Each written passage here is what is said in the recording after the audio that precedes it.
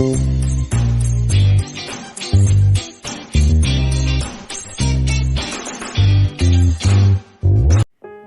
है आपका हमारे YouTube चैनल पर। आज हम अंतरिक्ष कचरे से संबंधित दो महत्वपूर्ण सिद्धांतों को समझेंगे। पहला सिद्धांत है बिग स्काई थ्योरी। यह सिद्धांत नासा के द्वारा दिया गया था।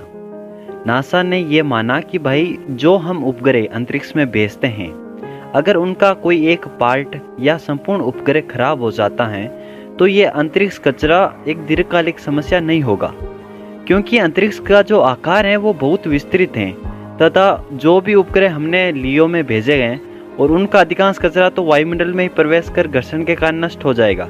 मतलब जो हम लियो से ऊपर जो उपग्रह भेजे हैं वो अंतरिक्ष में चले जाएंगे, और जो लियो में जो उपग्रह भेजे हैं वो कभी ना कभी हमारे वायुमंडल, हमारे जो पृथ्वी है उसकी सतह पर आएंगे, तो वायुमंडल होने की वजह से वो घर्षण होकर वहीं नष्ट हो जाएगा।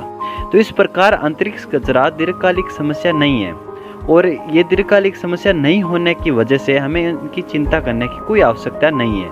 लेकिन 1978 में नासा का एक वैज्ञानिक डोनाल्ड जे कैसलर, उन्होंने बिग स्काई थ्योरी को चुनौती दी और उन्होंने अपना एक सिद्धांत भी प्रतिपादित किया जिसका नाम collision frequency of artificial satellites the creation of A debris belt, जैसा आप स्क्रीन पे देख रहे हो।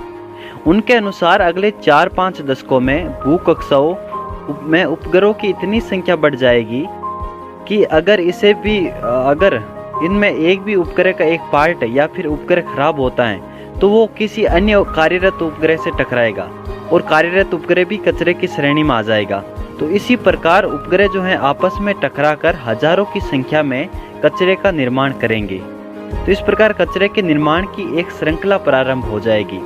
इसको ही कैसलर सिंड्रोम कहा जाता है। और साथ में उन्होंने ये चेतावनी भी दी कि अगर इस कचरे का जल्दी से जल्दी निस्तारण नहीं किया गया तो भूकक्षाएं कचरे से भर जाएगी तथा किसी भी कक्षा में उपग्रह को भेजना असंभव हो जाएगा।